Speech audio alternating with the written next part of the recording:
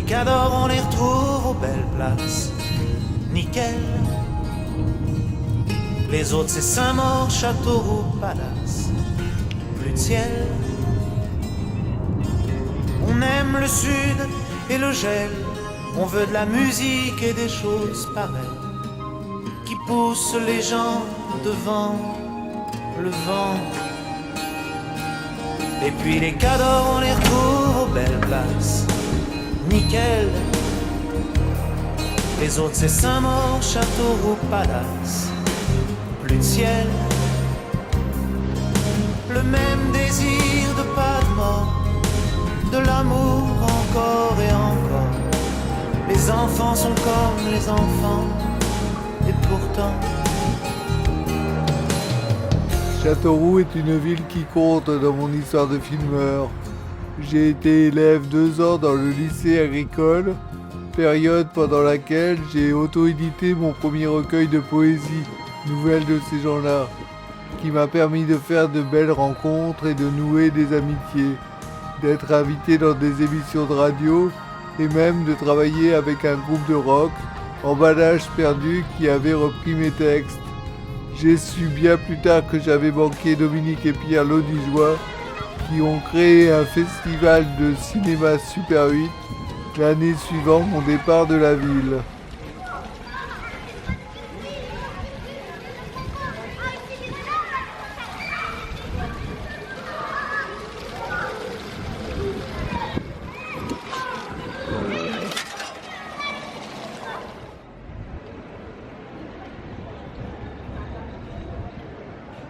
Il l'attend, mais elle ne viendra pas.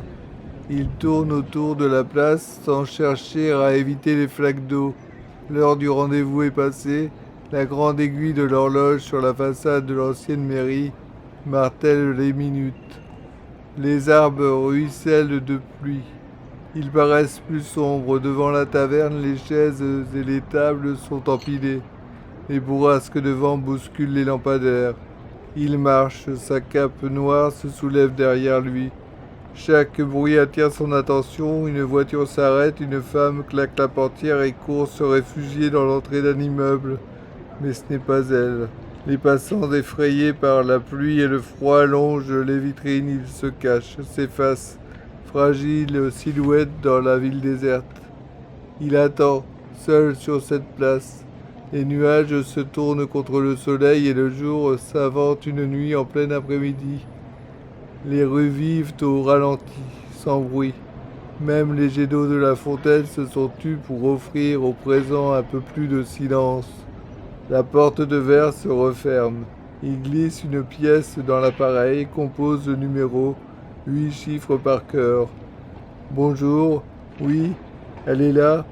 Ça fait longtemps? Non. Je rappellerai. Il raccroche, elle devrait être arrivée.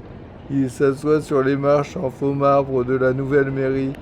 Il regarde une des fenêtres de l'immeuble d'en face, celle de l'appartement. L'heure du rendez-vous est passée depuis plus de 30 minutes, mais elle viendra puisqu'elle l'a dit hier au téléphone. Puisqu'elle est partie de chez elle, rien ne peut l'empêcher de le rejoindre, pas même le vent, pas même la pluie. Elle le dit souvent. Si je sais que tu es là, je ne pourrai pas résister au désir de te voir. Alors il tourne sur la place, autour de la fontaine immobile. Marcher, marcher dans le vent et la pluie sans s'apercevoir qu'il lui apporte la réponse. Tourner, tourner dans les rues, une feuille tombée d'un arbre. Sans rien voir, rien entendre, dans l'espoir de forcer les rencontres. Tourner dans sa tête, tenter de chasser le doute. Pourquoi n'est-elle pas venue? Une bourrasque un peu plus violente. Pourquoi n'est-elle pas arrivée? Trop de questions. Il marche, et recompose le numéro à chaque cabine téléphonique, mais ça sonne toujours occupé. Quelque chose n'est pas normal, un mauvais pressentiment l'envahit. Sa vie lui échappe. Pour effacer l'angoisse, il faudrait connaître la vérité. Connaître la vérité. Cette histoire commence le jour de l'équinoxe de printemps dans le silence d'un téléphone occupé. Il, c'est Alain, elle, c'est Évangéline.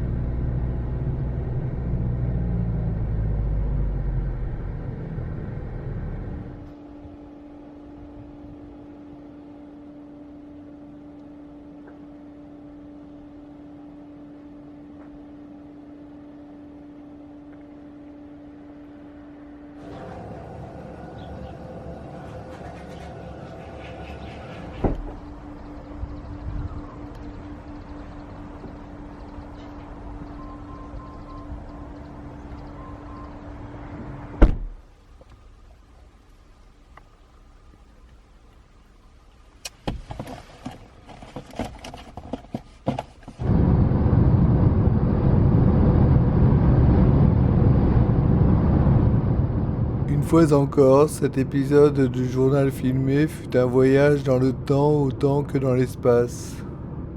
Avant cela, ce soir, c'est la finale de la Ligue Europa. Le FC Séville est opposé à l'Inter Milan à partir de 21h. Et puis à 19h, ce sera le coup d'envoi de la Ligue 1 avec Bordeaux qui reçoit Nantes pour ouvrir la nouvelle saison. Et puis du monde sur la route déjà aujourd'hui.